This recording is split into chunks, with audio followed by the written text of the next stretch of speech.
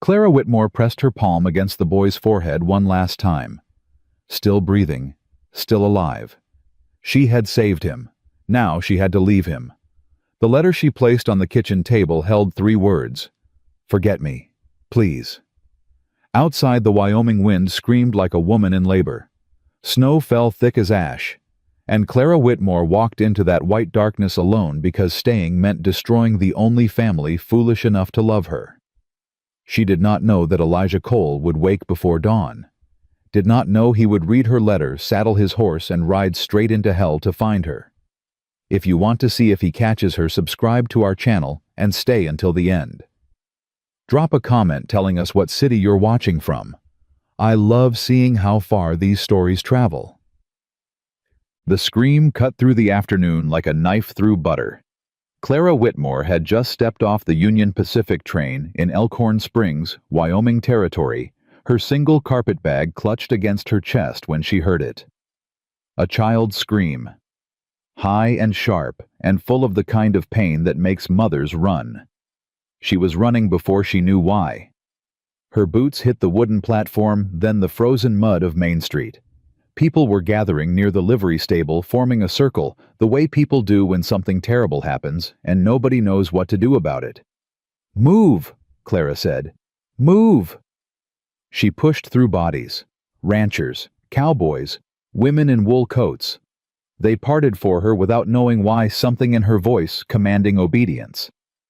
Then she saw the boy. He lay crumpled in the dirt, maybe 9 years old. His leg twisted at an angle that made Clara's stomach clench. Blood soaked through his trousers. A bay horse stamped and snorted nearby, held by a Mexican cowboy who looked like he might be sick. "Samuel!" A man dropped to his knees beside the boy. Tall, broad shoulders, dark hair streaked with early gray. His hands hovered over his son's body, trembling, afraid to touch. "Samuel, can you hear me?" The boy's eyes were open, but seeing nothing. Shock. Clara recognized it instantly. "Sir?" She knelt on the other side of the child. "Sir, I need you to look at me." The man's head snapped up. Gray eyes wild with fear. "Who the hell are you?" "Someone who can help. Is there a doctor in this town?" "Doc Morrison rode out to the Hendricks Ranch this morning. Won't be back till tomorrow." "Then I'm what you've got." Clara was already examining the leg, her fingers gentle but certain. Compound fracture. Tibia. The bone hadn't broken through the skin, thank God, but it was close. "What happened?" "Horse spooked." The Mexican cowboy spoke up, his voice shaking. "Threw him into the fence post. I tried to catch him, Mr. Cole. I swear I tried." "Not now, Dusty." The man Cole hadn't taken his eyes off Clara. "You a nurse?" "Close enough. I need to set this leg before the swelling gets worse. Do you have a wagon?" "I got a buckboard." "Get blankets, clean cloth if you have it, and whiskey." "For the pain. For cleaning the wound." Clara looked up at him, and something passed between them. Trust, maybe, or desperation wearing trust's face. "I won't lie to you, Mr. Cole. This is bad. But I've seen worse, and those children lived. Your boy can live too if you let me help." Elijah Cole stared at her for 3 heartbeats. This stranger woman with tired eyes and capable hands appearing out of nowhere, like an answer to a prayer he hadn't known he was praying. "Dusty," he said. "Get the wagon, now." The ride to the Cole Ranch took 20 minutes. The longest 20 minutes of Elijah's life. He sat in the back of the buckboard, his son's head in his lap, while the stranger woman kept pressure on Samuel's leg. Every bump in the road made the boy whimper. Every whimper made Elijah die a little inside. "Talk to him," the woman said. "Keep him with us." "I don't know what to say." "Tell him a story. Tell him about his mother. Tell him anything." Elijah swallowed hard. "Sam. Sammy, you hear me? Remember that foal you helped birth last spring? The one with the white star on her forehead? She's getting big now. Real big. You're gonna ride her come summer. We'll race her against Dusty's roan, and I bet you'll win." Samuel's eyes flickered. "Papa." "I'm here, son. I'm right here." "It hurts, Papa." I know it does. But this lady's gonna fix you up all right. You just hold on." Clara watched the father cradle his child, watched the love and terror warring on his weathered face, and something cracked open in her chest. Something she had spent 2 years trying to keep sealed shut. "Stop it," she told herself. "You save the boy. You get back on the train. You keep moving west." That was the plan. That had always been the plan. The ranch house was small, but solid built to withstand Wyoming winters. Clara noted the neat fencing, the well-maintained barn, the flower boxes on the windows that were empty now, but had clearly held blooms in warmer months. A woman had lived here once. A woman who cared about beauty. "Kitchen table," Clara ordered as they carried Samuel inside. "Clear it off. Dusty, I need more light. Every lamp you can find." They laid the boy down and Clara went to work. She had done this before more times than she could count. In field hospitals during the typhoid outbreak. In mining camps where men lost limbs to careless accidents. In farmhouses where mothers labored for days and babies came out wrong. Her hands knew what to do. Her mind focused down to a single point, the broken bone, the torn flesh, the child's shallow breathing. Everything else fell away. The grief she carried, the guilt, the running. "Hold him," she told Elijah. "This part will hurt." She set the bone. Samuel screamed, then went limp, unconscious. Better that way. Clara worked for 2 hours, cleaning, stitching, splinting. Her back ached. Her eyes burned. But she did not stop until the leg was wrapped tight and clean, until the bleeding had stopped, until Samuel's breathing had evened into something like sleep. When she finally stepped back, her hands were shaking. Elijah Cole stood in the corner of his own kitchen, watching her like she was something holy. Something he didn't quite believe was real.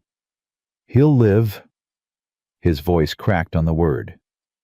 "If infection doesn't set in, yes. The next 3 days are critical. Keep the wound clean. Keep him still. If he develops a fever, send for me immediately." "Send for you where?" Clara hesitated. The question she'd been dreading. "I'll be at the boarding house in town, just for tonight. My train leaves tomorrow morning." "You're leaving?" "I was never staying, Mr. Cole. I was just passing through." Something flickered in his eyes. Disappointment, maybe, or just exhaustion. "Then I owe you a debt I can't repay." "You don't owe me anything. I owe you my son's life." Clara looked at the boy on the table, still unconscious, his face pale but peaceful. She thought of another child, another table, another night, when her hands had worked desperately, and it hadn't been enough.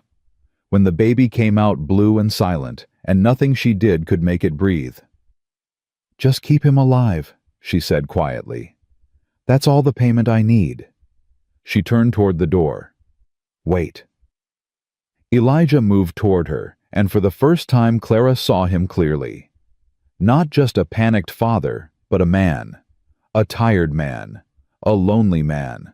A man who had been carrying something heavy for a long time. "At least stay for supper. You must be exhausted.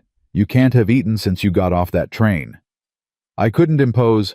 "Ma'am, you just spent 2 hours putting my boy back together. Supper ain't an imposition. It's the bare minimum of human decency."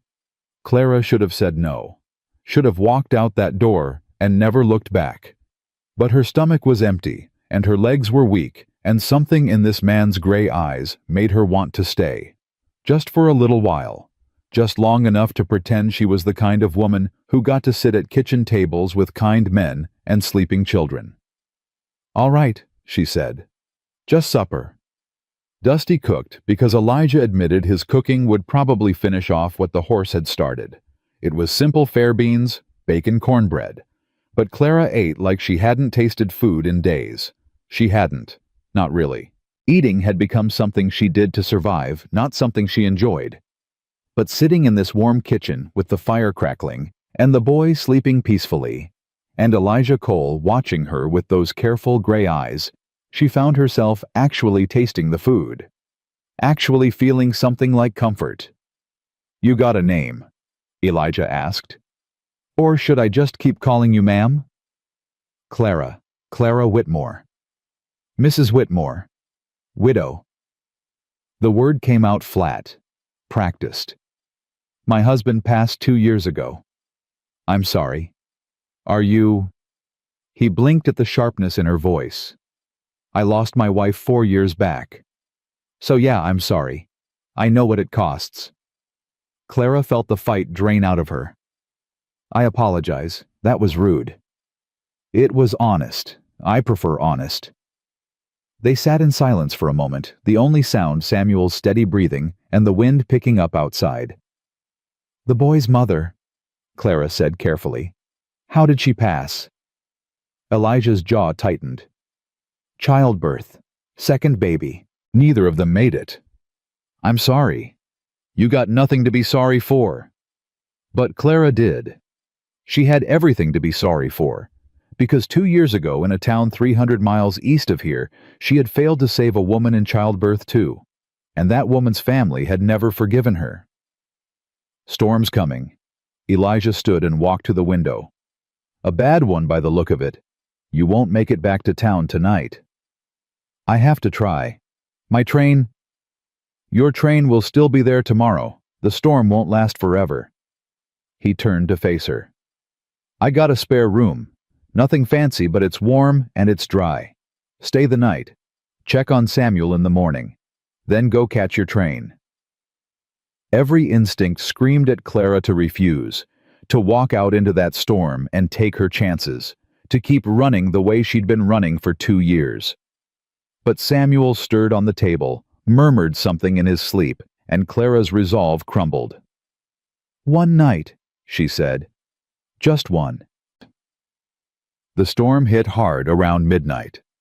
Clara lay in the narrow bed in Elijah Cole's spare room, listening to the wind howl against the walls, and tried to remember the last time she had felt safe. It had been a while. A long while. Since Daniel died. Since the Wades had blamed her, cursed her, thrown her out of the only home she'd known. Since she had started running and never stopped. She thought about the boy in the next room, Samuel. 9 years old, motherless, nearly killed by a spooked horse. She had seen the way Elijah looked at him, the fierce protective love that burned in those gray eyes. She had seen the fear too, the knowledge that everything could be taken away in an instant. She understood that fear. She lived with it every day. Around 2 a.m, she heard movement. Footsteps in the hall. She rose, pulled her shawl around her shoulders, and crept to Samuel's room. Elijah was there, sitting in a chair beside his son's bed, watching the boy sleep. He didn't look up when Clara appeared in the doorway. Couldn't sleep, he said quietly. Kept thinking about what could have happened. But it didn't happen. He's alive. Because you were there. He finally looked at her, and in the lamplight, his face was stripped bare. No defenses, no walls. Just a father who had almost lost everything. Why were you there, Clara Whitmore? What brought you to Elkhorn Springs on that particular train, at that particular moment? Clara leaned against the doorframe. Chance. I don't believe in chance. What do you believe in? Providence. The idea that things happen for a reason, even when we can't see it. He looked back at his son. My wife used to say that. Every time something went wrong, she'd say, "There's a reason, Eli. We just have to trust." I stopped believing it when she died. But today, watching you save my boy... He trailed off. I'm not Providence, Mr. Cole. I'm just a woman with some medical training who happened to be in the right place.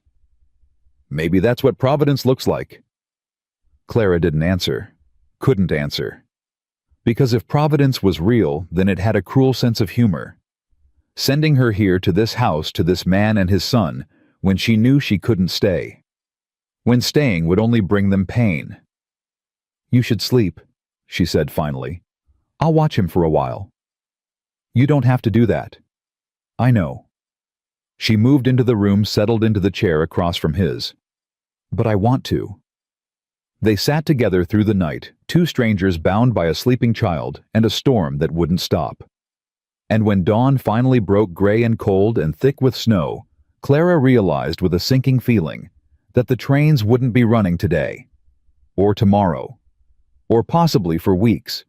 The blizzard had trapped her in Elkhorn Springs in this house, with this man and his motherless son. And Clara Whitmore, who had spent 2 years running from everything she loved, suddenly had nowhere left to run.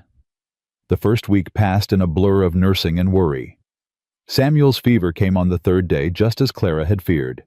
She stayed by his bedside for 36 hours straight, cooling his forehead with damp cloths, forcing broth between his cracked lips, praying to a God she wasn't sure she believed in anymore.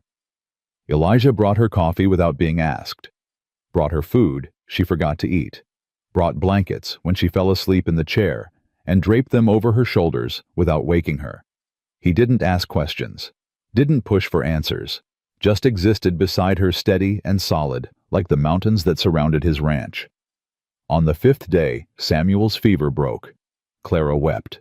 She didn't mean to, didn't want to, but when the boy opened his eyes and said, "Papa," in a voice rusty from disuse, something inside her shattered, and the tears came whether she wanted them or not. Elijah found her on the porch, crying into her hands as the snow fell soft and silent around her. "He's asking for you," Elijah said. Clara wiped her face. "He doesn't even know me." "He knows you saved his life. That's enough for a 9-year-old. I should go. The storm's clearing. I can make it to town." "And then what? The trains are still snowed in. You'd just be sitting in a boarding house alone instead of sitting here where there's food and warmth and a boy who wants to thank you." "Mr. Cole." "Elijah. After everything, I think you can call me Elijah." Clara looked at him. This man who had shown her nothing but kindness when she deserved nothing of the sort. "Why are you doing this? Why are you so determined to keep me here?" "Because my son almost died and you saved him." He stepped closer, his breath forming clouds in the cold air. "Because I haven't seen him smile in 4 years, and yesterday he smiled at you. Because you look at me like you're expecting me to throw you out at any moment, and I want to know why. I want to know what happened to you, Clara Whitmore, that made you so convinced you don't deserve kindness." Clara felt the words building in her chest, the confession she had never spoken to anyone. The truth about Daniel, about the baby, about the Wades and their accusations, and the night she had fled with nothing but a carpetbag and her shame. But the words wouldn't come. Not yet. Maybe not ever. "I'm not a good person," she said instead. "You should know that." "I don't believe you." "You don't know me." "Then stay." His voice was low, urgent. "Stay until the trains run again. Let me get to know you. Let Samuel get to know you. And if at the end of it you still think you need to run, I won't stop you." Clara searched his face for the lie, the hidden agenda, the cruelty that always came eventually. She found nothing but sincerity, and that terrified her more than anything. "All right," she heard herself say. "Until the trains run again." Elijah smiled. It was a small smile, barely there, but it transformed his face. Made him look younger. Made him look hopeful. Clara turned away before he could see the answering hope in her own eyes. The days settled into a rhythm. Clara tended to Samuel's leg-changing bandages, checking for infection, helping him with the exercises that would keep his muscles from weakening. The boy was a good patient, cheerful, despite the pain, full of questions about everything. "Where did you learn to fix people?" he asked one afternoon. "My husband was a doctor. He taught me." "Where is he now?" "He died. Sickness took him." Samuel considered this with the gravity of a child who had lost his mother young. "Do you miss him?" Clara thought about Daniel, his kind eyes, his gentle hands, the way he had looked at her like she was the most precious thing in the world. "Every day," she said honestly. "I miss my mama too. Papa doesn't talk about her much, but I know he misses her. Sometimes I hear him at night talking to her picture." Clara's heart clenched. "What do you remember about her?" "She smelled like flowers, and she used to sing when she did the dishes. Papa says I have her eyes." Samuel looked up at Clara, his expression earnest. "You're nice like her. Not the same, but nice." Clara didn't know what to say to that, so she said nothing, just squeezed his hand and continued wrapping his leg. Later that night she found Elijah in the barn brushing down the horses. He looked up when she entered, his hands still moving in long, soothing strokes. "Samuel told me about his mother," Clara said. "He said she smelled like flowers." Elijah's hands stilled. "Rose water. She put it in her bath." "He misses her." "We both do." Clara moved closer, drawn by something she couldn't name. "What was her name?" "Margaret, Maggie to me." He set down the brush and turned to face her. "She was the best thing that ever happened to me, and losing her was the worst." "How do you survive that? Losing someone you love that much?" "You don't. Not really. You just learn to live around the empty space they left behind." He studied her face in the lantern light. "You're not just grieving your husband, are you? There's something else. Something you're running from." Clara felt the walls she had built begin to crumble. This man saw too much, asked too much, made her want to tell the truth when lies were so much safer. "Elijah." A knock at the barn door cut her off. Dusty stood in the entrance, snow melting in his dark hair, his expression troubled. "Boss, there's a man at the house. Rode in just now, half frozen. Says he's looking for someone." "Looking for who?" Dusty's eyes flicked to Clara, then back to Elijah. "A woman named Clara Whitmore." The blood drained from Clara's face. She knew even before she asked, even before she walked to the house and saw the man standing in Elijah's kitchen, shaking snow from his expensive coat and looking at her with eyes full of cold fury. Marcus Wade had found her. "Hello, Clara." Marcus smiled, but there was no warmth in it. "Did you really think you could run forever?" Clara's hands went cold. Her feet rooted to the wooden floor like they had grown there, like she could not move them if her life depended on it. Marcus Wade stood in Elijah Cole's kitchen, melting snow pooling beneath his expensive boots, his dark eyes fixed on her with the patience of a man who had been waiting a long time for this moment. 2 years. Marcus pulled off his gloves, one finger at a time. 2 years I've been looking for you, Clara. Do you have any idea how much money I've spent? How many towns I've searched?" Clara found her voice. It came out thin, barely a whisper. "How did you find me?" "A telegram from the general store. Someone mentioned a woman matching your description arrived on the afternoon train. A woman with medical skills who saved a local boy." He smiled that cold smile again. "You always did have a weakness for sick children." Elijah stepped forward, positioning himself between Clara and Marcus. "I don't know who you are, mister, but you're in my house. You want to explain what business you got with Mrs. Whitmore." Marcus looked at Elijah like he was examining a horse he might purchase. "Mrs. Whitmore, is that what she's calling herself now?" He laughed a short, ugly sound. "My name is Marcus Wade. Clara here was married to my brother Daniel, and she killed him." The words hit the room like a gunshot. Dusty sucked in a breath. Elijah's shoulders went rigid, and Clara felt something inside her crack open, spilling poison she had tried so hard to contain. "That's a lie," she said, but her voice shook. "Is it?"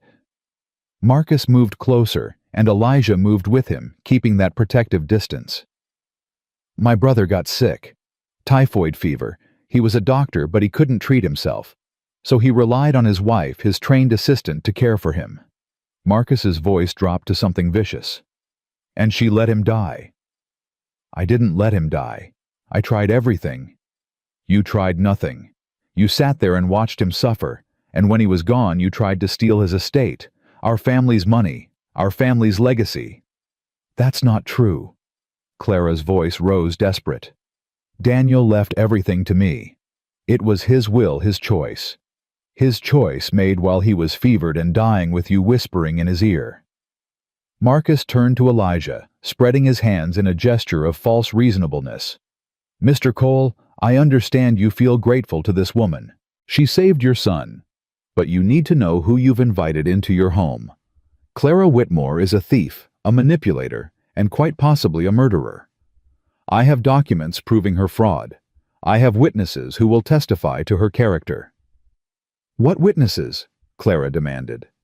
"Our mother, for one, the household staff, the neighbors who heard you fighting with Daniel in the weeks before he died."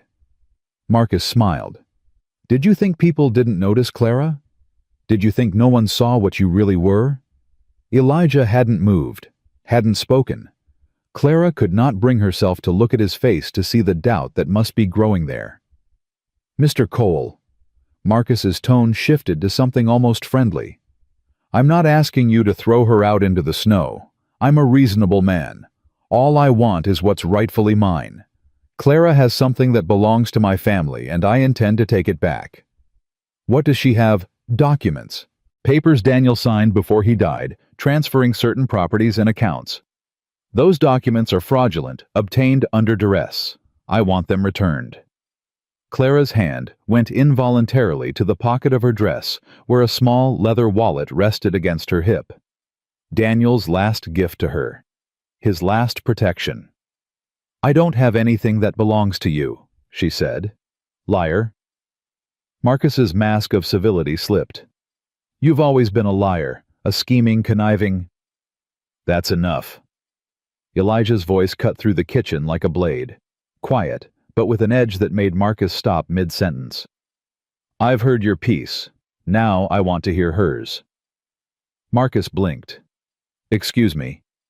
You rode into my home uninvited. You accused a guest under my roof of murder and theft. The least you can do is let her speak." Elijah turned to Clara, and his gray eyes were unreadable. "Mrs. Whitmore, is any of what this man says true?" Clara felt the weight of the question, the weight of 2 years of running and hiding and carrying a truth she had never been able to speak. She looked at Elijah, at this man who had shown her kindness when she expected cruelty, and she made a choice. She told the truth. "Daniel was my husband." She began, her voice steadier now. "He was a good man, a kind man. We were happy together for 3 years. When the typhoid outbreak hit our town, he worked day and night treating patients. He saved dozens of lives before he got sick himself." She paused, gathering the memories that still cut like broken glass. "When Daniel fell ill, I did everything I knew how to do. Everything he had taught me. But typhoid is cruel, Mr. Cole. It takes strong men and turns them into shadows. Daniel fought for 2 weeks and I fought with him. I barely slept. I barely ate. I prayed to God every hour to spare him." Her voice broke, but she forced herself to continue. "He died on a Tuesday morning. The sun was just coming up. His last words were my name, and yes, he had changed his will to leave everything to me. Not because I asked him to. Not because I manipulated him. Because his family had disowned him for marrying beneath his station, and he knew they would take everything if he didn't protect me." Marcus made a sound of disgust. "A pretty story." "It's the truth." Clara turned to face him, something fierce rising in her chest. "You know it's the truth, Marcus. You know your mother never accepted Daniel's marriage. You know she called me a fortune hunter from the day we met. You know she threatened to cut him off if he didn't divorce me. My mother wanted to protect her son from a scheming. Your mother wanted to control her son. And when she couldn't, she waited. She waited until he was dead, and then she came for me." Clara's hands were shaking now, but not from fear. From anger. "Do you know what your family did, Mr. Cole? Do you want to know what these reasonable people did to the widow of their own son and brother?"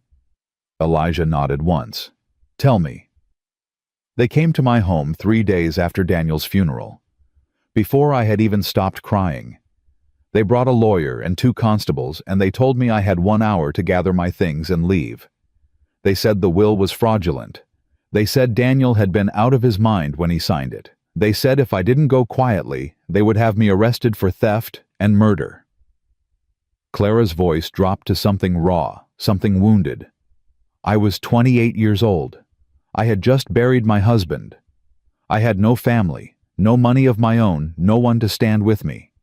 So I ran. I took the documents Daniel had given me, the ones that prove the will is legitimate, and I ran. I've been running ever since. Silence filled the kitchen. The fire crackled. The wind moaned against the walls. Marcus recovered first. A touching performance. But you expect Mr. Cole to believe that my entire family conspired against a poor innocent widow, that we invented accusations of murder out of spite. I expect Mr. Cole to make his own judgment, Clara said quietly. That's all I've ever asked of anyone. Elijah looked between them, his face still unreadable. Then he walked to the kitchen door and opened it. Mr. Wade, you've said your piece. Mrs. Whitmore has said hers. Now I think it's time for you to leave. Marcus stared at him. You can't be serious. I'm always serious. There's a boarding house in town. Mrs. Ruth Dawson runs it. She'll give you a room for the night.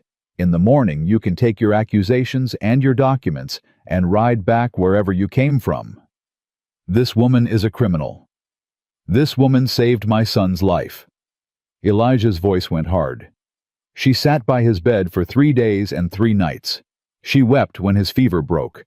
I don't know what happened between her and your family, but I know what I've seen with my own eyes. And what I've seen is a good woman with gentle hands and a broken heart. Marcus's face flushed with fury. You're making a mistake, Cole. I came here offering a reasonable solution. I could have brought the law. I could have brought men with guns. But you didn't, because you know your case is weak. You know those documents are legitimate, and you know that if this ever goes before a real judge, you'll lose. You don't know anything about me. I know men like you. Elijah stepped closer, and for the first time, Clara saw something dangerous in him.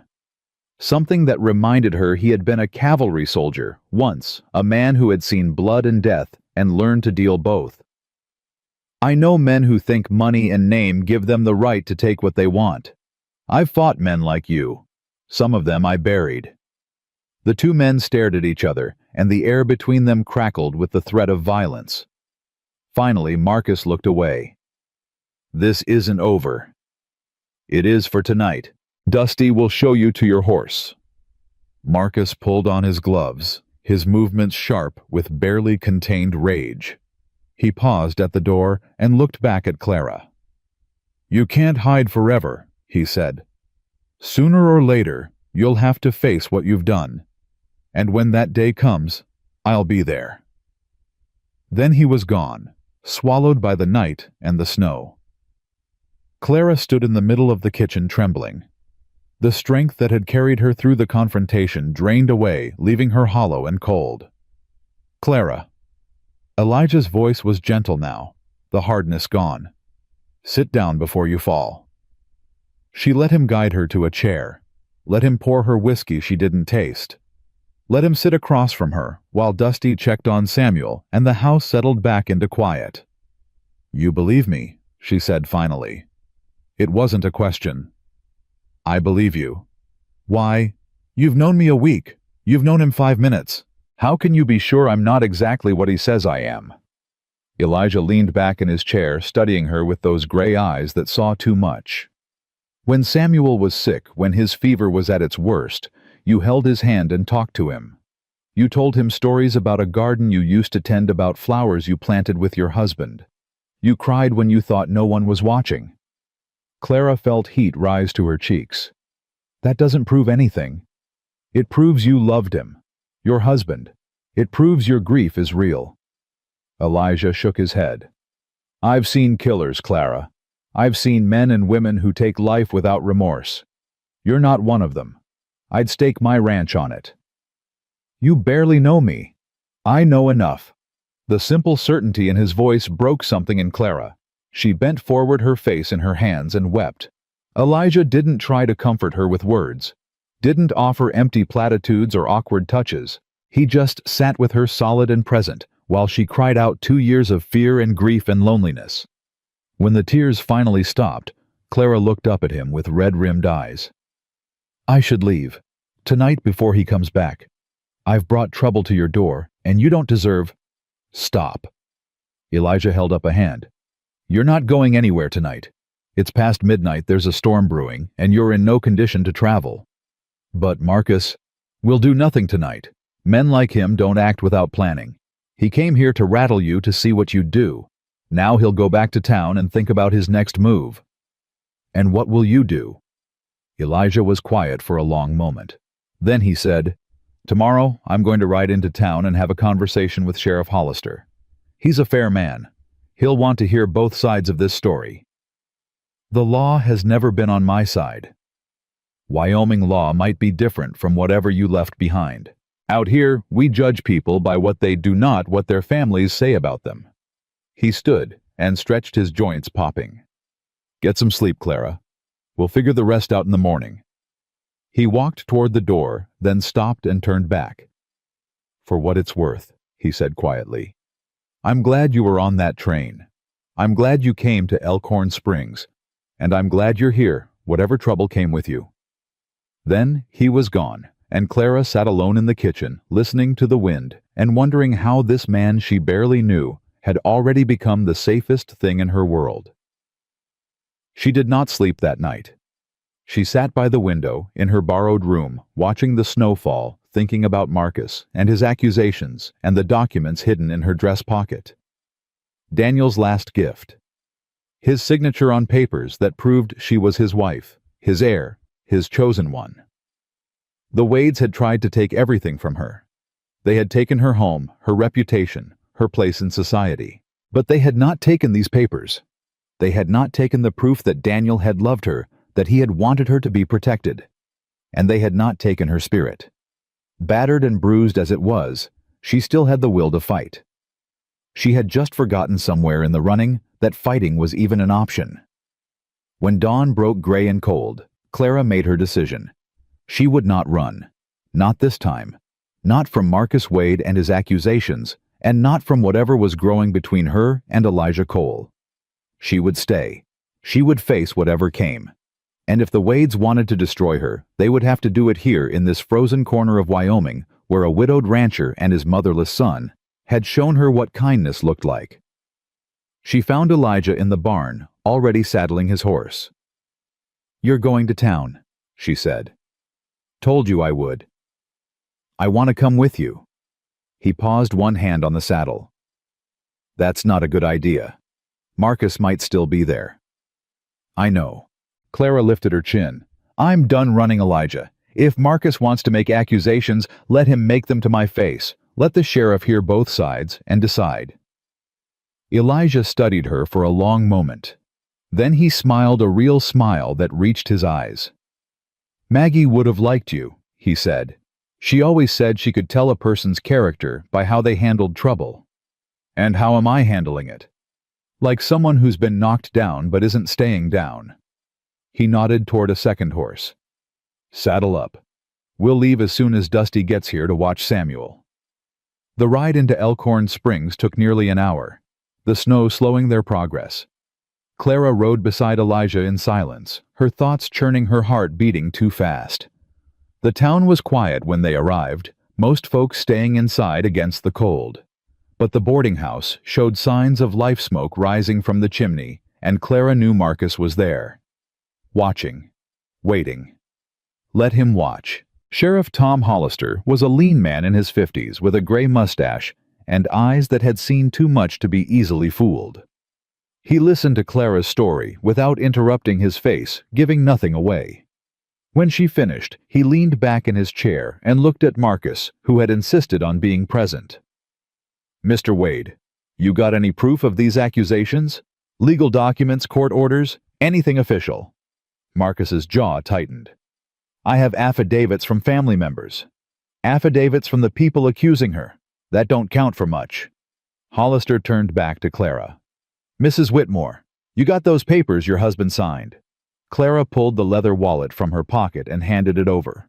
The sheriff examined the documents carefully, taking his time. "Looks legitimate to me," he said finally. "Signed, witness, dated. I ain't a lawyer, but I know what a legal will looks like." "Those signatures were obtained under duress," Marcus insisted. "My brother was dying out of his mind with fever."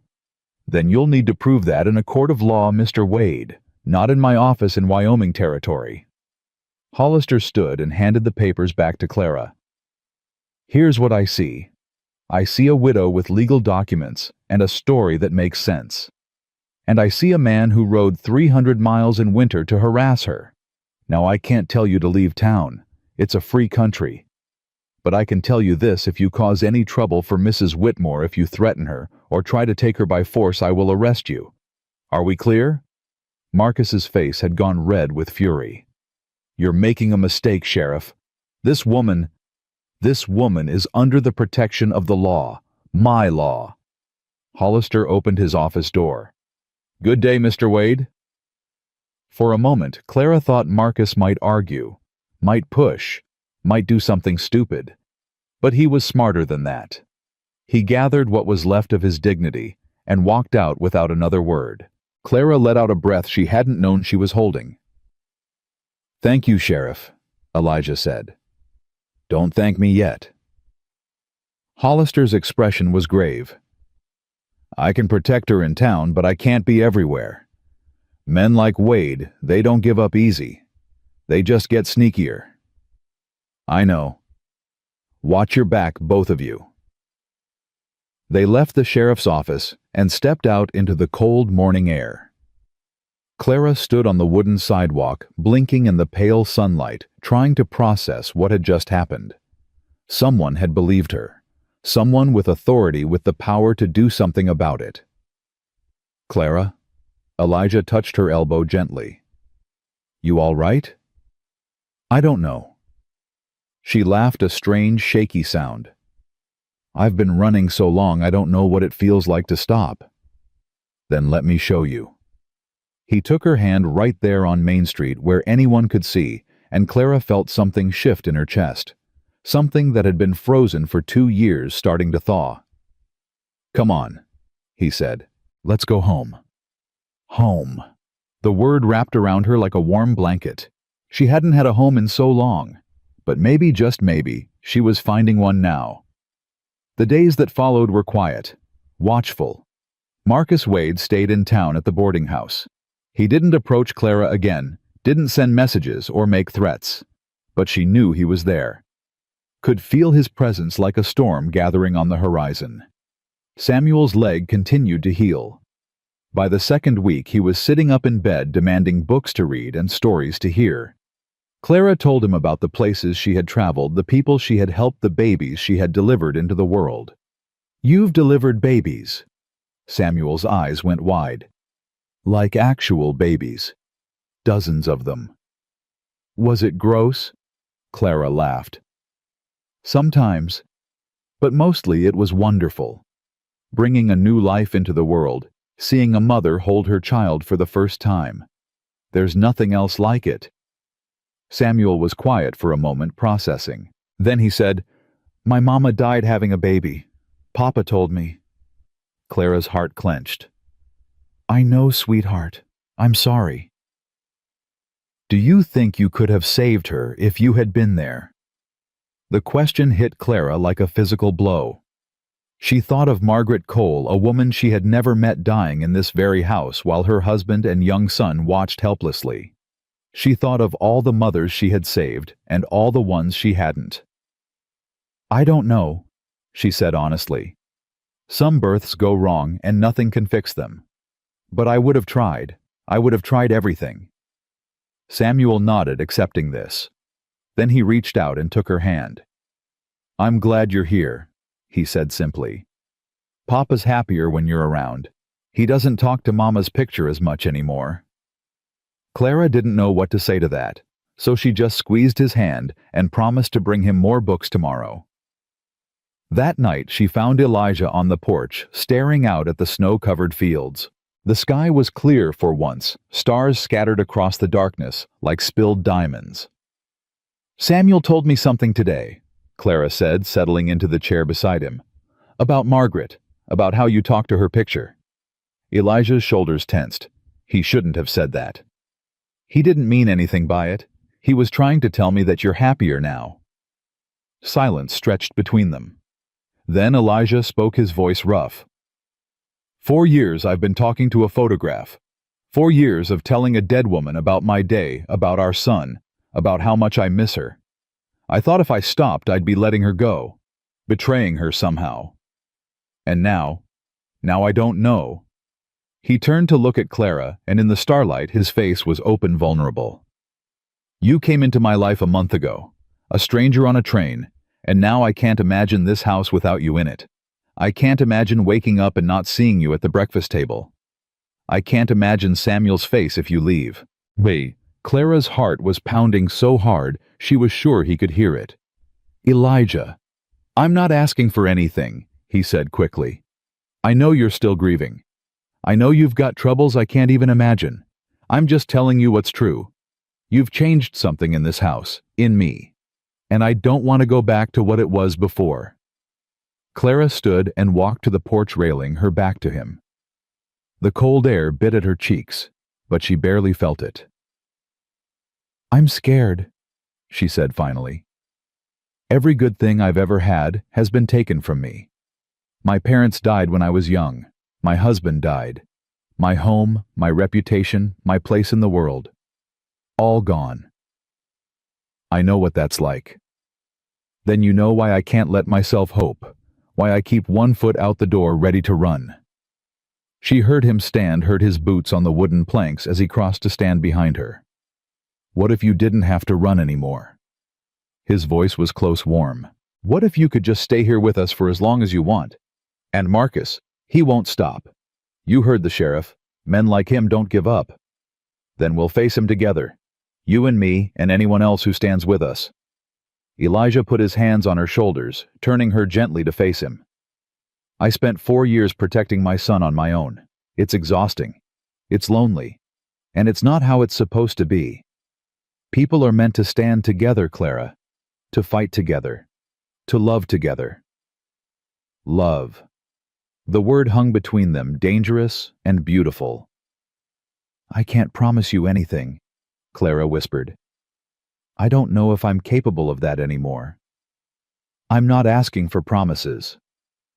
Elijah's hand came up to cup her cheek, his calloused palm warm against her cold skin. I'm asking for a chance. Just a chance to show you that not everything gets taken away. Some things, if you fight for them, you get to keep. Clara looked into his gray eyes, and she saw something there she had forgotten existed. Hope. Real, stubborn, foolish hope.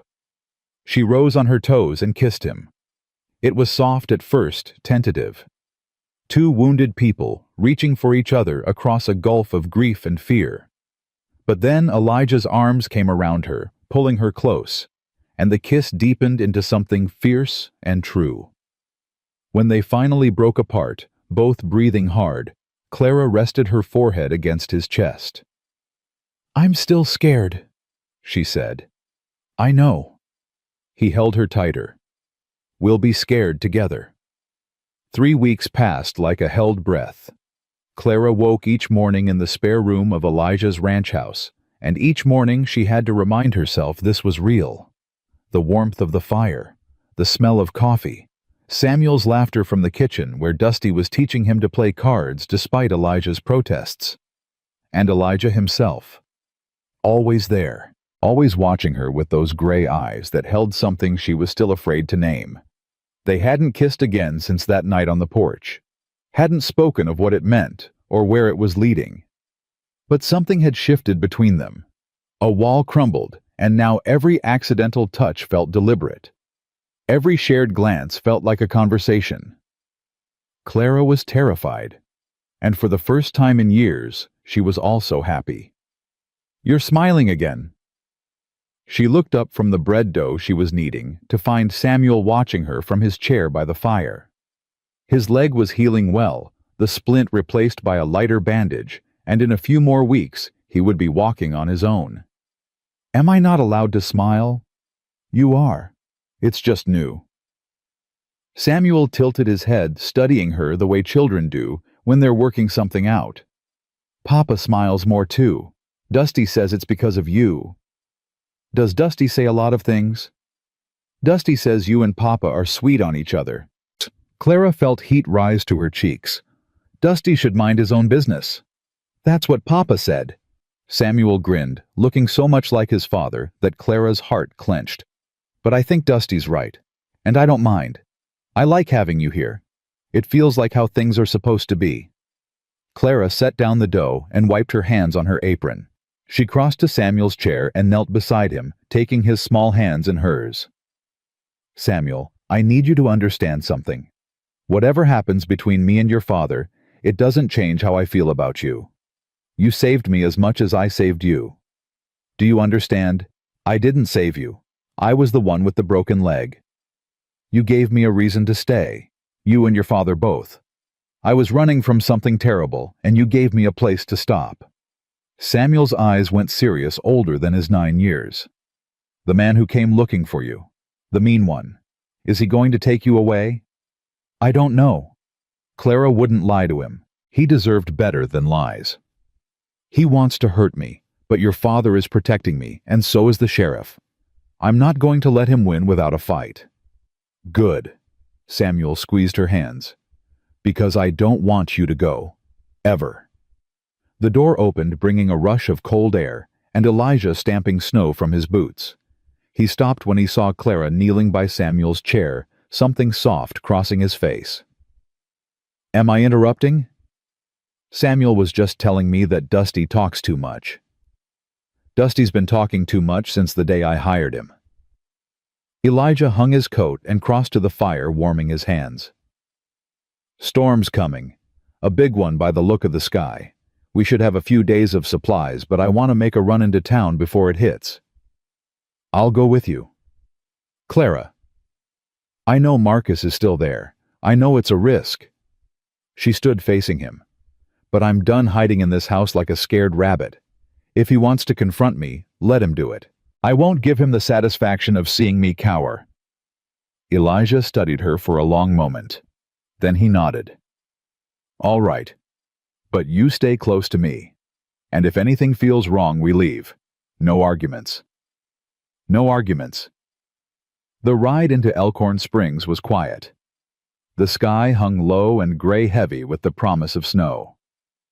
Clara rode beside Elijah, their horse's breath forming clouds in the frigid air. She found herself watching his profile as they rode. The strong line of his jaw. The way he sat in the saddle, relaxed but alert. The small scar above his eyebrow that she had never asked about. You're staring, he said without looking at her. I'm observing. Is there a difference? Staring is rude. Observing is scientific. He laughed, a low, warm sound that made something flutter in Clara's chest. And what has your scientific observation concluded? That you're a good man, Elijah Cole. Better than I deserve. Now he did look at her, his gray eyes sharp. Don't say that. Don't ever say that. It's true. No. He reined his horse to a stop, and Clara stopped beside him. You deserve every good thing, Clara. You've been through hell, and you came out the other side still fighting, still caring, still capable of love. That takes strength most people don't have. I don't feel strong. Strength isn't about feeling, it's about doing. He reached across the space between them and took her hand. You stayed when everything in you was screaming to run. You faced Marcus when you could have hidden. You let yourself care about Samuel, about me, when you had every reason to keep your walls up. That's strength. Clara felt tears prick at her eyes. She blinked them back. When did you become so wise? 4 years of talking to a photograph. Turns out you learn a lot about yourself when the only person listening is a ghost. They rode on, hands still linked, and Clara felt something settle in her chest. Something that felt dangerously like peace. The town was busy when they arrived, people rushing to stock up before the storm. Clara followed Elijah into the general store where they loaded up on flour, sugar, coffee, and salt. She kept her eyes down, not wanting to draw attention, but she could feel the stares. Small towns talked, and everyone knew about the stranger woman living at the coal ranch. Let them talk. She was done caring about whispers. They were loading the supplies into the wagon when Ruth Dawson appeared, wrapped in a heavy shawl, her lined face creased with worry. Clara. Thank God I caught you. Ruth, what's wrong? The older woman glanced around, then leaned in close. It's Marcus Wade. He's been drinking at the saloon for 3 days straight, talking to anyone who'll listen about you, about what you supposedly did. He's been buying rounds, making friends. Clara's stomach turned to ice. What kind of friends? The wrong kind. Men who'll do anything for money. Ruth gripped her arm. Clara, I think he's planning something bad. Elijah stepped closer, his hand resting on the gun at his hip. Did you hear anything specific? Just bits and pieces. He mentioned waiting for the right moment, mentioned the storm. Ruth shook her head. I don't trust it, Elijah. He's got the look of a man who's done waiting. Clara and Elijah exchanged glances, the same fear reflected in both their eyes. We need to get back to the ranch, Elijah said. Now, before the storm hits. Go. Ruth pressed something into Clara's hand, a small Derringer pistol barely bigger than her palm. My late husband's. I want you to have it. Ruth, I can't. You can and you will. I've seen too many women hurt by men like Marcus Wade. I won't see another. She cupped Clara's face in her weathered hands. You fight, child. Whatever comes, you fight. Clara hugged her hard, then climbed into the wagon beside Elijah. They left town at a pace just short of dangerous, the horses sensing their urgency. They were halfway home when the first snowflakes began to fall. How bad is it going to get? Clara asked. Bad. Maybe the worst we've seen this winter. Elijah snapped the reins, urging the horses faster. If we can beat it to the ranch, we'll be fine. The house is solid. We've got enough supplies to last weeks. And if Marcus comes during the storm, then he's a bigger fool than I thought. No one travels in a Wyoming blizzard, not if they want to live. But Clara wasn't so sure. She had seen the hatred in Marcus's eyes, the obsession that burned there. He had spent 2 years hunting her, had crossed 300 miles in winter to find her. Would a storm really stop him, or would it just give him cover? They reached the ranch as the wind began to howl. Dusty met them in the yard, helping to unhitch the horses and get them into the barn. His face was grim. Saw riders on the North Ridge about an hour ago, he said quietly to Elijah. 3 of them. They didn't come closer, just watched. Then they rode off toward town. Marcus? Couldn't tell. But who else would be watching us? Elijah's jaw tightened. He turned to Clara. Get inside. Stay with Samuel. Lock the doors and don't open them for anyone but me or Dusty. Elijah? Please, Clara. His voice was strained, urgent. Let me do this. Let me protect you. She wanted to argue, wanted to stand beside him, fight beside him. But she thought of Samuel inside alone and helpless with his healing leg, and she nodded. Be careful. Always. She ran for the house. The last thing she saw before the door closed was Elijah and Dusty heading for the barn rifles in hand. The storm hit with a vengeance. Within an hour, the world outside had vanished into a wall of white. The wind screamed against the walls, shaking the windows, finding every crack and gap. Clara fed the fire until it roared piled blankets on Samuel's bed and tried not to think about Elijah out there in the cold. Is Papa going to be okay? Samuel asked, his voice small. Your Papa has survived worse than this. Clara tried to make her voice confident, reassuring. He's strong. He's strong, Samuel agreed. But he's not invincible. Mama used to tell him that all the time. She said he thought he could take on the whole world, and one day the world would fight back. Clara sat on the edge of his bed, brushing hair from his forehead. Your mother sounds like she was very wise. She was. I wish you could have met her. I wish I could have too. The door banged open and Clara's hand went to the Derringer in her pocket. But it was only Elijah, covered in snow, his face red from cold. Barn's secure, he said, stamping his boots. Horses are fed and watered. Dusty's staying out there to keep watch.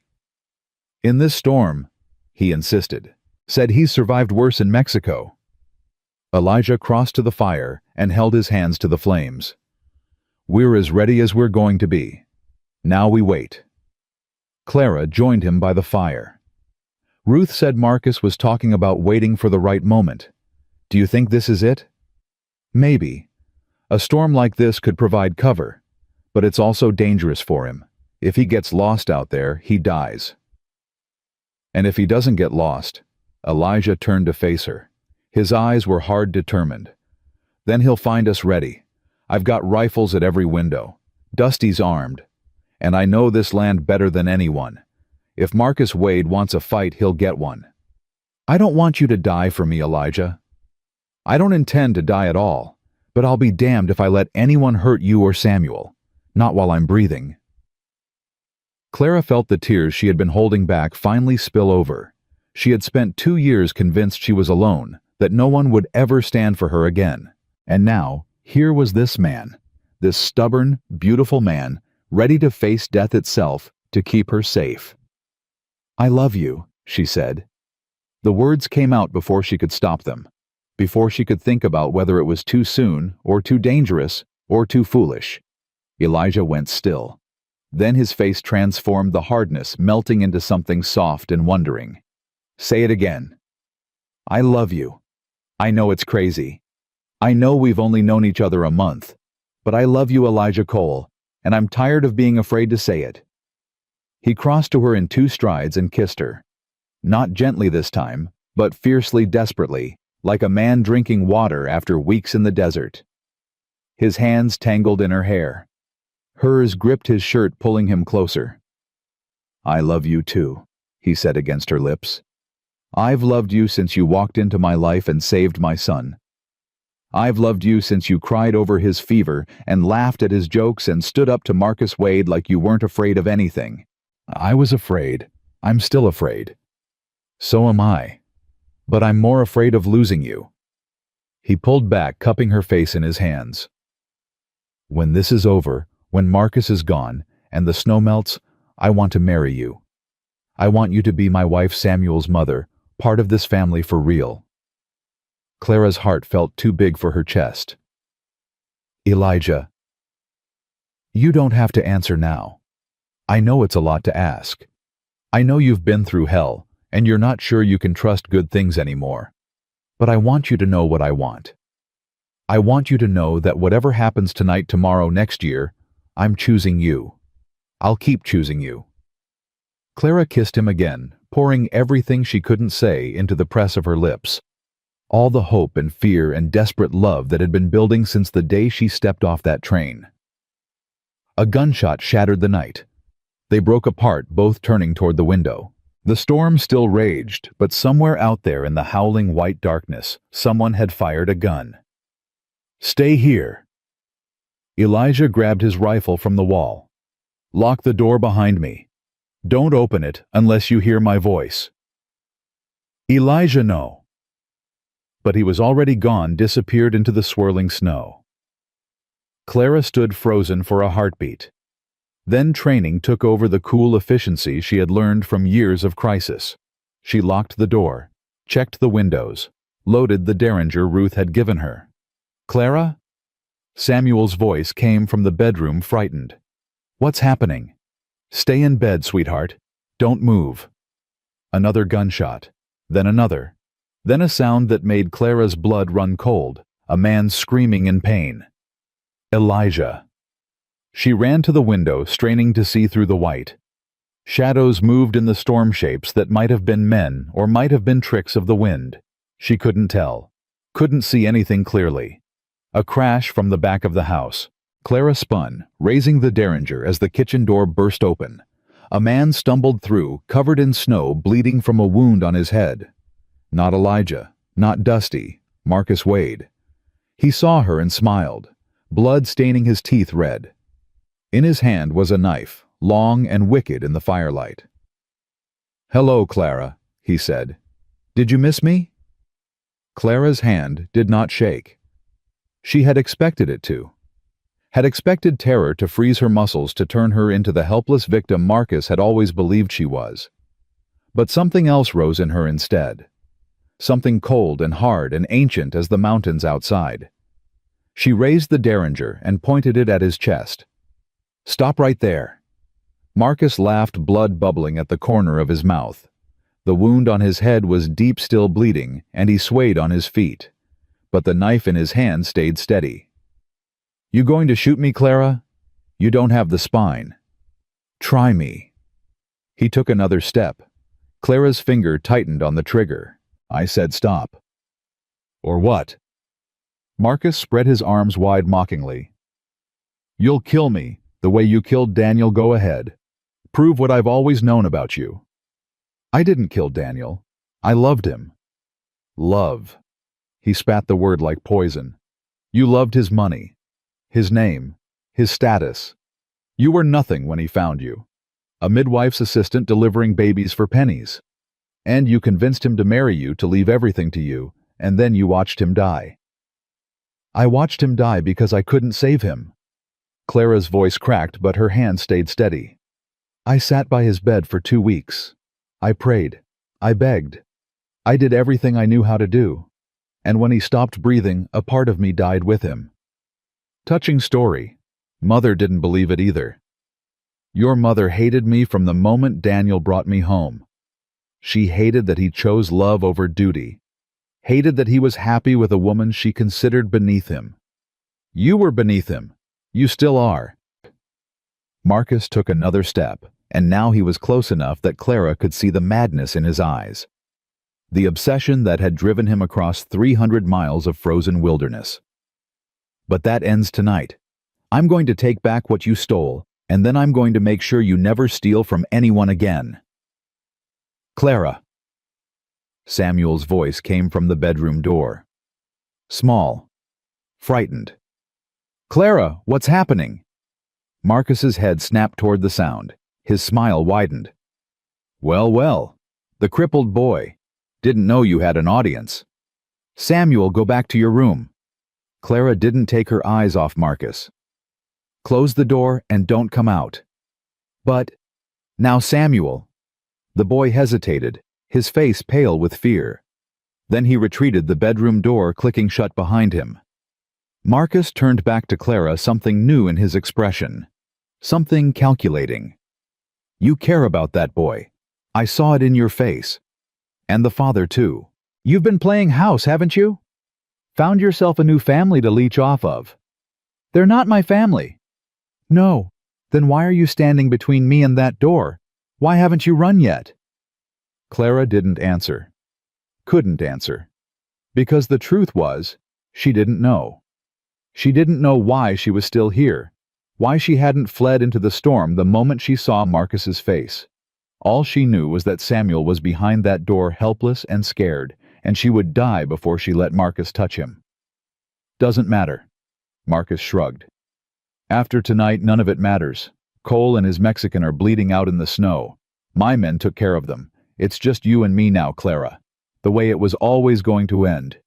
Clara felt ice flood her veins. "You're lying." "Am I? I heard the shots, saw the bodies fall." His smile was cruel, triumphant. "Your protector is dead, Clara. There's no one left to save you." No. The word echoed in Clara's mind, denial and grief and rage all tangled together. Not Elijah. Not the man who had ridden through hell to find her, who had stood between her and the world, who had told her he loved her just minutes ago. Not him. "I don't believe you." "Believe what you want. Won't change the truth." Marcus raised the knife. "Now, give me those documents, and maybe I'll make it quick." Clara's mind raced. The Derringer held 2 shots. Marcus was close enough that she couldn't miss. But she had seen enough gunshot wounds to know that one shot might not stop him, might not even slow him down if he was determined enough. And Marcus Wade was very, very determined. "The documents are in my room," she said, stalling. "In my bag." "Then let's go get them. Together. You think I'm stupid enough to let you out of my sight?" He gestured with the knife. "Move. Slowly. And if you try anything, I'll make sure that boy in there dies screaming." Clara moved. She walked toward the spare room, Marcus close behind her, his breath hot on her neck. Her mind worked frantically, searching for options, for weapons, for anything that might give her an advantage. Then she remembered. The scissors. The medical scissors she had used to cut Samuel's bandages left on the dresser in her room. Sharp enough to cut through skin. Sharp enough to kill. She reached the bedroom door, her hand on the knob. Slowly, Marcus repeated. No sudden moves. She opened the door. The room was dark, lit only by the faint glow from the fire in the main room. Clara moved toward the dresser, her eyes searching for the scissors, praying they were where she had left them. There, glinting in the low light. "The bag's in the bottom drawer," she said, keeping her voice steady. "Let me get it." She bent down her hand, reaching for the drawer handle. In one fluid motion, she grabbed the scissors instead, spun, and drove them toward Marcus's throat. He was faster than she expected. His arm came up, blocking her strike, the scissors slashing across his forearm instead of his neck.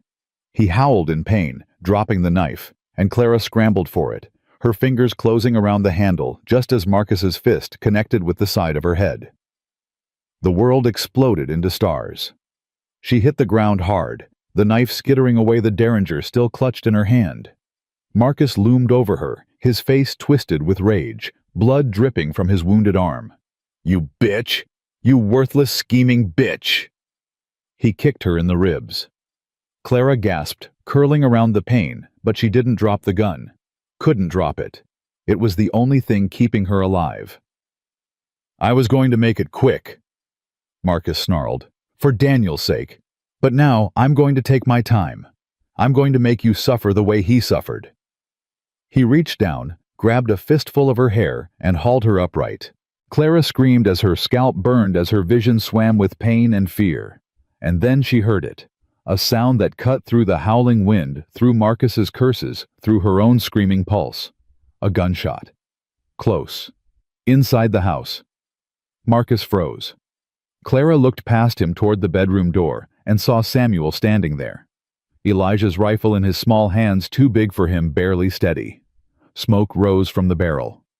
Marcus looked down at his chest, at the red stain spreading across his shirt, at the hole that had appeared just below his collarbone.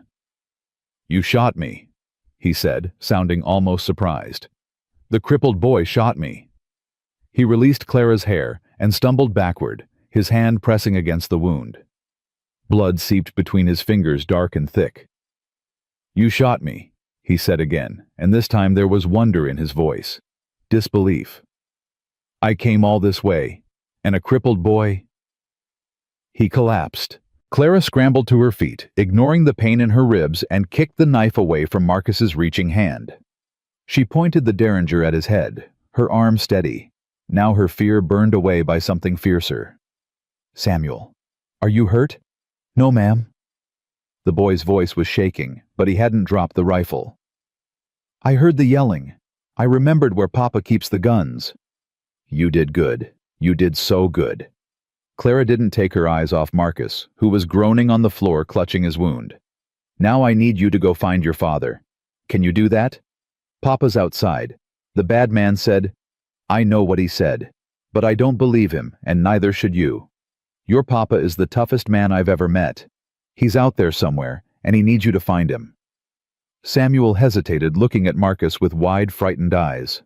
"Samuel," Clara's voice was firm, commanding. "Look at me. Not at him. At me." The boy raised his eyes. "Your papa needs you. I'll handle this. But you have to go. Now." Samuel nodded once, set down the rifle, and ran for the door. Clara waited until he was gone. Then she knelt beside Marcus, the derringer pressed against his temple. "Where are your men?" Marcus laughed, a wet, gurgling sound. "Does it matter? You're finished, Clara.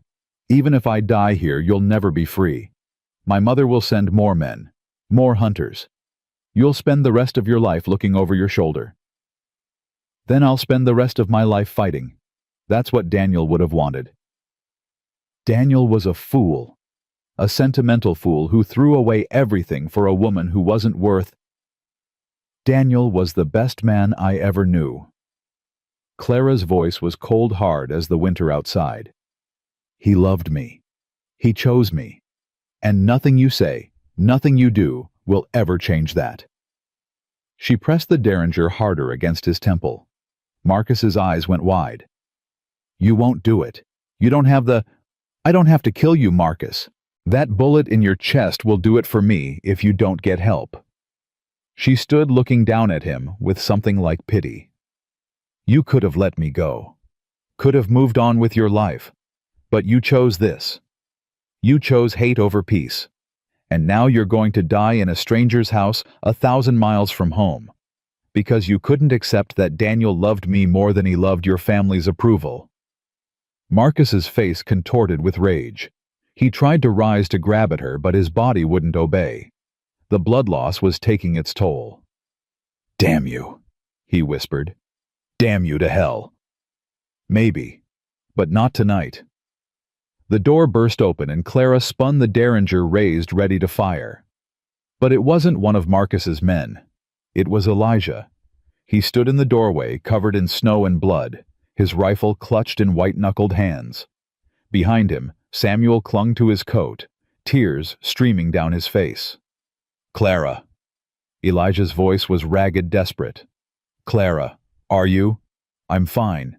She lowered the derringer, and suddenly her legs wouldn't hold her anymore. She sank to the floor as Elijah crossed the room and gathered her in his arms. I'm fine. Samuel saved me. Elijah looked at his son, something fierce and proud blazing in his eyes. He found me in the barn, told me you were in trouble. Marcus said you were dead, said his men killed you. They tried? Dusty took one down. I got the other. He pulled back, examining her face, her body looking for wounds. Did he hurt you? Nothing that won't heal.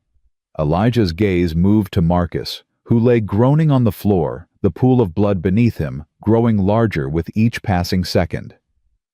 He's not dead. Not yet. Samuel shot him, but the bullet went high. Elijah stood, walked to Marcus, and looked down at him with cold contempt. You came into my home, threatened my son, tried to hurt the woman I love. Marcus bared his teeth. She killed my brother. Your brother died of typhoid fever. Clara did everything she could to save him. Elijah crouched beside Marcus, his voice low and dangerous. But you don't care about that, do you? You never cared about the truth. You just wanted someone to blame. She deserves everything, and you deserve nothing. Elijah stood and turned his back on Marcus. He crossed to Clara, helped her to her feet, and held her close. Is it over?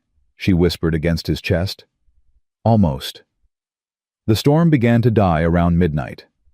By dawn, the world outside was silent and white, the sky clear for the first time in days. Sheriff Hollister arrived mid-morning with a deputy and a doctor. They found Marcus Wade unconscious but alive. His wound bandaged with strips from Clara's own petticoat. She could have let him die. It would have been easy. Just leave him there on the floor and let the cold and blood loss finish what Samuel had started. But she wasn't a killer. Whatever Marcus believed, whatever his family had told the world, she wasn't capable of watching a man die when she had the power to save him, even a man who had tried to destroy her. He'll live, the doctor said, emerging from the spare room where Marcus lay shackled to the bed frame. The bullet didn't hit anything vital, missed the lung by an inch. Lucky man, Hollister said dryly. He turned to Clara, his expression grave. I'm going to need statements from everyone. You, Elijah, the boy, Dusty. And then I'm going to send some telegrams east. If what you've told me is true, the Wade family has been making false accusations for 2 years. That's a crime in any territory.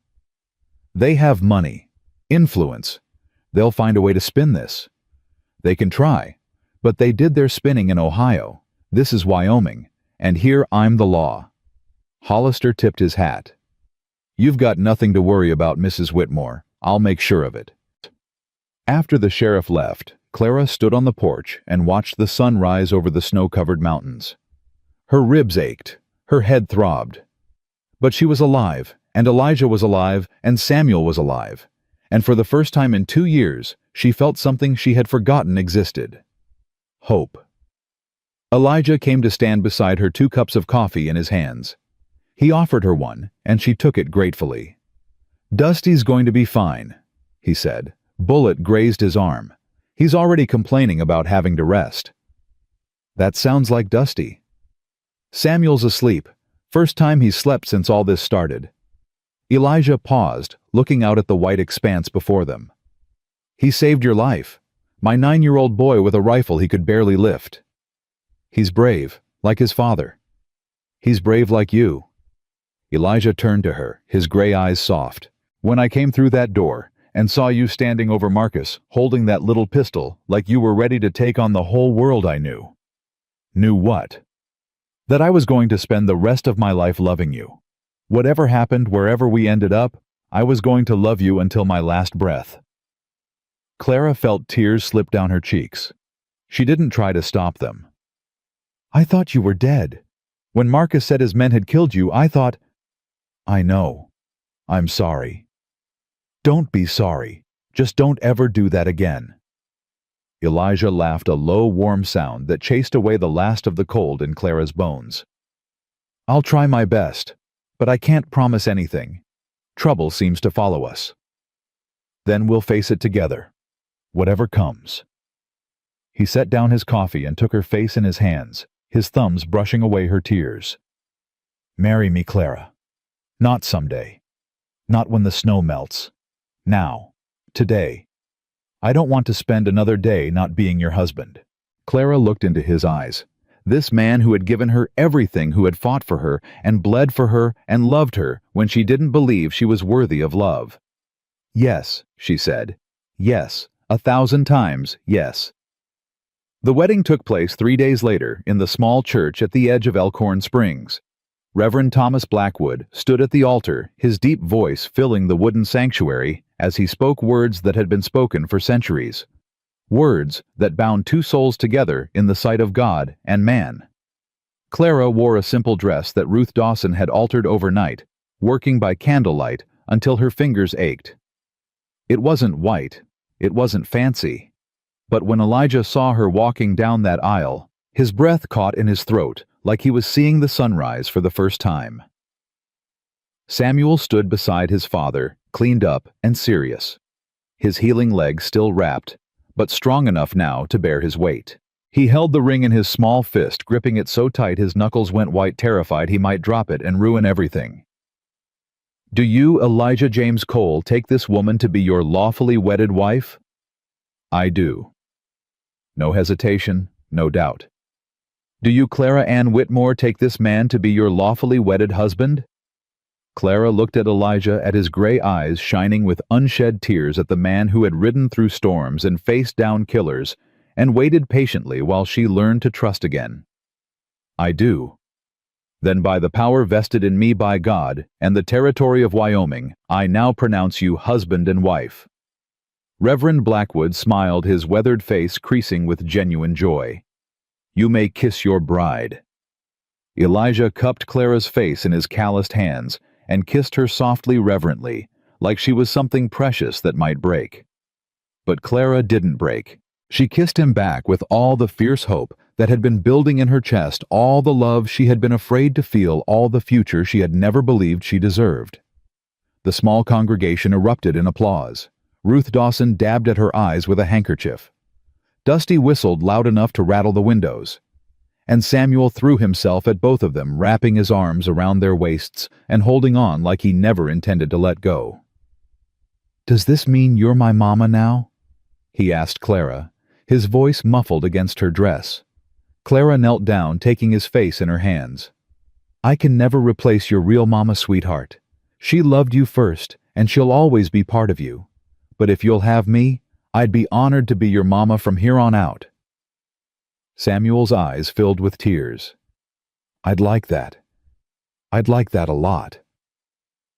Clara pulled him close, and over his head she met Elijah's gaze. He was watching them with an expression she couldn't quite name. Wonder, maybe, or gratitude, or the simple, overwhelming joy of a man who had thought his chance at happiness had died and discovered he was wrong. The celebration afterward was small but warm. Ruth had organized food and drink at the boarding house. Neighbors Clara barely knew came to offer congratulations. Sheriff Hollister stopped by to report that Marcus Wade had been transported to the territorial prison to await trial, his men already confessing to avoid hanging. "You won't have to worry about him anymore," Hollister told Clara. "Or his family. I sent those telegrams I mentioned. Turns out the Ohio authorities have been looking into the Wade's business dealings for some time. Your case might be the thread that unravels the whole thing." Clara didn't know what to say. 2 years of running, of hiding, of believing she would never be free, and now it was ending. Not with a bang or a battle, but with a quiet word from a sheriff in a small Wyoming town. "Thank you," she managed. "Don't thank me, ma'am. Thank that husband of yours, and that boy who wasn't afraid to pull a trigger when it counted." After the sheriff left, Clara found Elijah standing alone by the window, looking out at the snow-covered street. She slipped her hand into his, and he squeezed it without looking away from the glass. "What are you thinking?" she asked. "I'm thinking about Maggie." Clara felt a small twist in her chest. "What about her?" "I'm thinking she would have liked you. She always said I needed someone stubborn enough to stand up to me, smart enough to keep me honest, and gentle enough to love our son the way he deserves." He turned to her, his gray eyes soft. "She would have been happy about this. I know that sounds strange, a man talking about his dead wife on his wedding day. But I need you to know, Clara, this doesn't diminish what I had with her. It honors it." Clara lifted their joined hands and pressed a kiss to his knuckles. "I never wanted to replace her, Elijah. I just wanted to add to what you already had. To be part of your family, not a substitute for what you lost. You are part of it. You have been since the day you walked into my kitchen and saved my son's life." He pulled her close, resting his forehead against hers. "I spent 4 years talking to a photograph, Clara, asking Maggie for permission to move on, for forgiveness, for wanting to be happy again. And then you came along, and I realized I didn't need permission. I just needed courage. And did you find it?" "I found you. Same thing." The first months of marriage were not easy. Clara had expected that. She had been alone too long, independent too long to simply slip into domestic life without friction. And Elijah, for all his patience, had been running his own household, his own way for 4 years. They bumped against each other in the kitchen, argued about how to discipline Samuel, disagreed about money and chores and 100 small things that married couples learn to navigate. But they also learned to apologize, to compromise, to laugh at themselves when their stubbornness got in the way of their happiness. Samuel flourished. His leg healed completely by spring, leaving only a small scar and a slight limp that the doctor said would fade with time. He took to calling Clara Mama, within weeks, the word slipping out naturally, and every time he said it, Clara's heart cracked open a little more. She started delivering babies again. Word spread through Elkhorn Springs and the surrounding ranches that there was a midwife at the Cole place, a woman with steady hands and gentle ways, who had saved the Cole boy's life. Women in labor sent their husbands to fetch her at all hours, and Clara went riding through snow and mud, and the first tentative warmth of spring to bring new life into the world. It felt like redemption.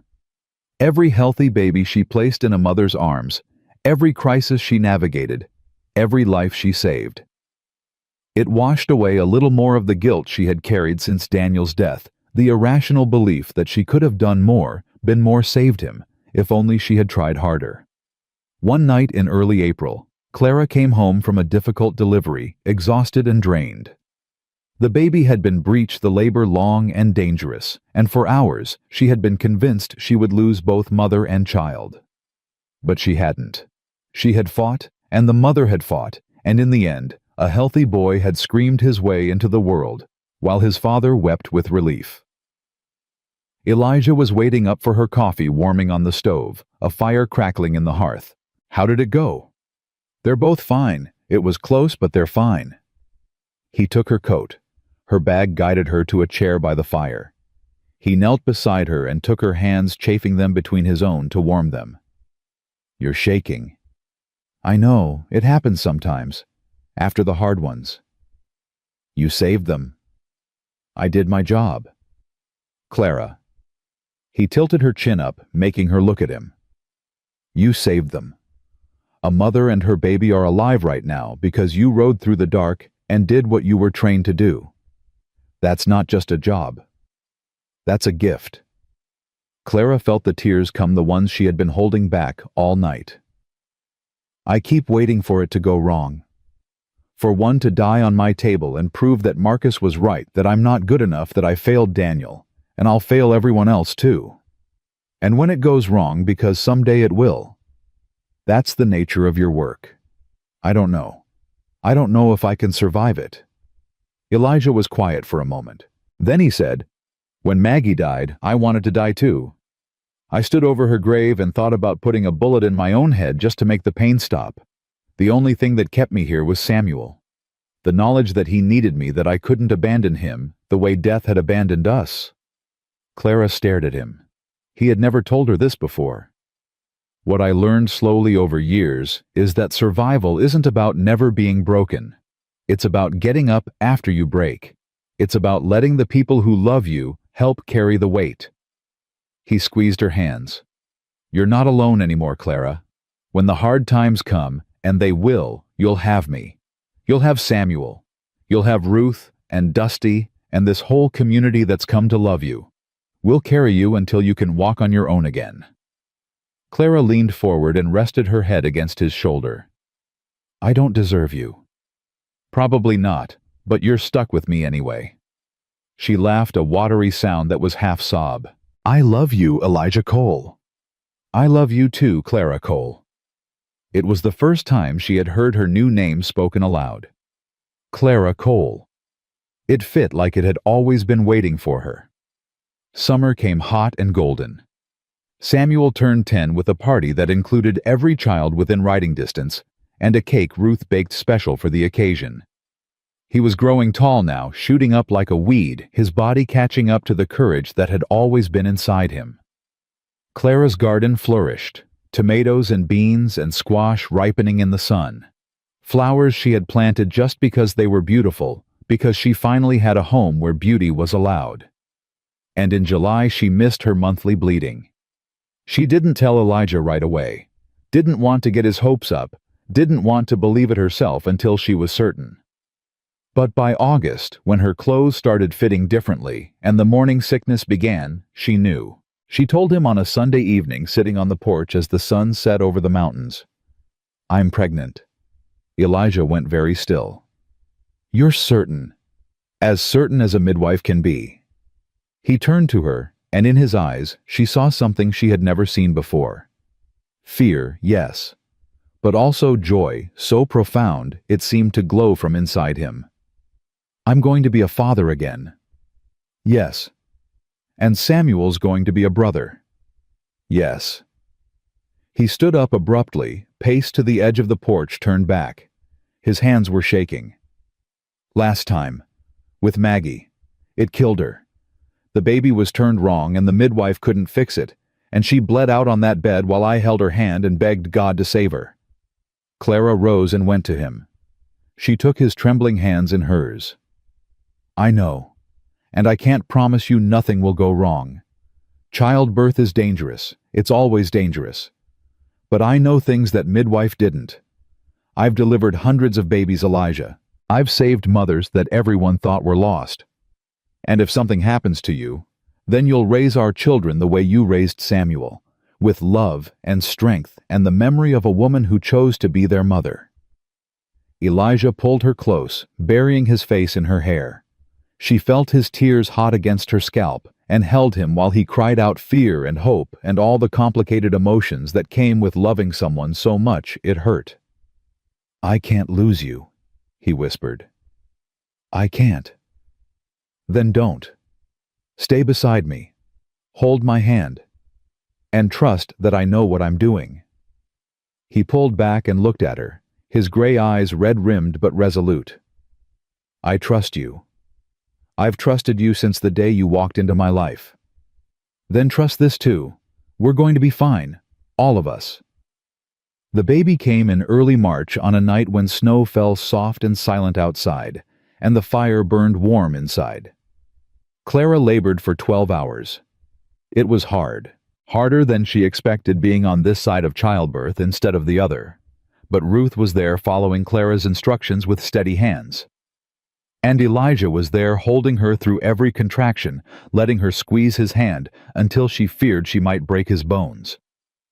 And when it was over, when the baby's cry filled the room, Clara looked down at the tiny perfect creature in her arms and understood something she had never understood before. This was why she had survived. The running, the hiding, the 2 years of believing she would never be safe again. All of it had led here to this moment, to this child, to this life she had never dared to imagine. "It's a girl," Ruth said, tears streaming down her face. "A perfect, healthy girl." Elijah leaned over Clara, looking at their daughter with wonder. "She has your eyes. She has your stubbornness. I can already tell." He laughed, a sound of pure joy. "What should we name her?" Clara thought about it. About all the names she could choose, all the meanings they could carry. "Margaret," she said finally, "after her grandmother, the woman who loved you first." Elijah's breath caught. "Clara, she should know where she comes from. She should know that love doesn't end with death, that families grow and change and carry their history forward." Clara looked up at her husband, at this man who had given her everything. "Is that all right? It's perfect. She's perfect. You're perfect." The door opened, and Samuel crept in, his face anxious. "Is it over? Can I see?" "Come here, sweetheart." Clara held out her arm, and Samuel climbed onto the bed beside her, peering at the baby with wide eyes. "She's so small. She'll grow. Is she really my sister?" "She really is." Samuel reached out one tentative finger and touched the baby's cheek. Margaret's tiny hand came up, wrapping around his finger with surprising strength.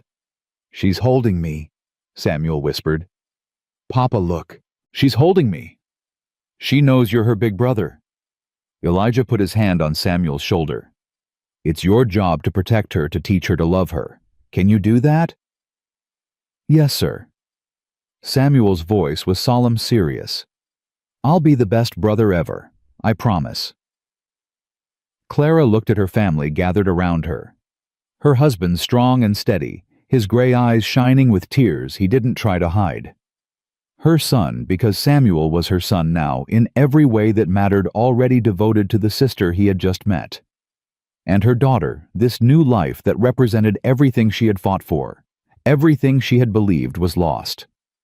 15 years later, on a summer evening when the air smelled of wildflowers and the sky blazed orange with sunset, Clara Cole sat on her front porch and watched her family. Elijah was in the yard teaching Margaret to ride. At 15, she was fearless on horseback, pushing her father to let her go faster, jump higher, ride farther. She had Clara's dark hair and Elijah's gray eyes, and a spirit that belonged entirely to herself.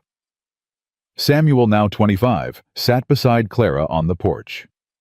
He had grown into a fine man, tall and steady like his father, with gentle hands and a healer's heart. He had trained with a doctor in Cheyenne and returned to Elkhorn Springs to practice medicine, following in the footsteps of 2 mothers who had taught him that saving lives was the highest calling. His wife Emily was inside preparing supper. They had been married 2 years now, and Emily was 6 months pregnant with their first child. Clara would deliver her grandchild, the circle continuing. "Mama," Samuel's voice broke into her thoughts. "You're smiling." "Am I?"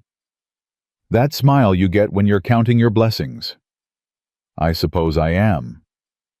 Clara looked at her son, this man who had once been a frightened boy with a broken leg, who had saved her life with a rifle he could barely lift. "Do you remember the day I arrived in Elkhorn Springs? I remember getting kicked by that horse. I remember you saving my life. Do you remember what you said to me when I told you I was staying?" Samuel smiled. "I said it felt like how things were supposed to be." "You were right. It was. It is." Elijah came up on the porch, Margaret beside him, both of them dusty and laughing from their ride. He settled into the chair beside Clara and took her hand the way he had been taking it for 15 years, the way he would take it for however many years they had left. "What are you two talking about?"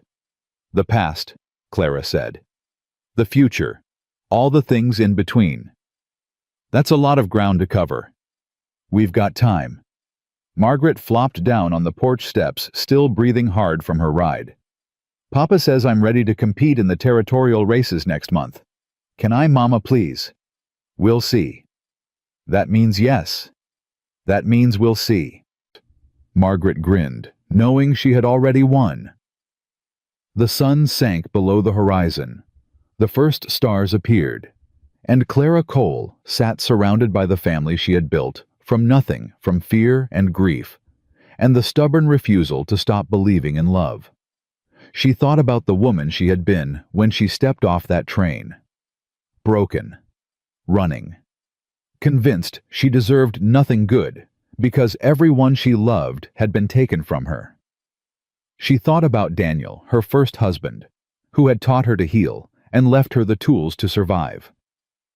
She hoped wherever he was that he could see her now, that he knew his love had not been wasted. She thought about Marcus Wade still rotting in prison. His family's empire crumbled his hatred, consuming only himself in the end. And she thought about Elijah, her husband, her partner, her home. I love you, she said quietly, not caring who heard. Elijah squeezed her hand. I know. I love you too. I'm glad I got off that train. I'm glad you stayed. Clara leaned her head against his shoulder and closed her eyes. The sounds of her family surrounded her. Margaret's laughter, Samuel and Emily's quiet conversation, the horses settling in the barn, the wind in the grass. She had spent so many years believing she was unworthy of happiness, believing that love was something that got taken away, that good things never lasted, that she was destined to be alone. She had been wrong. Love was not something you earned. It was something you accepted, something you fought for, something you chose every single day, even when it was hard, even when you were scared, even when the whole world told you it was impossible. Clara Cole had chosen love. She had chosen to stay when everything in her screamed to run. She had chosen to fight when surrender would have been easier. She had chosen to believe that a broken woman and a wounded man and a motherless boy could become a family. And they had. The stars wheeled overhead. The fire crackled inside. And in a small ranch house in Wyoming Territory, a woman who had once believed she deserved nothing held everything in her arms. Some stories end with happily ever after. This one ended with something better. This one ended with happily ever after that had been earned, fought for, chosen, and that Clara knew made all the difference.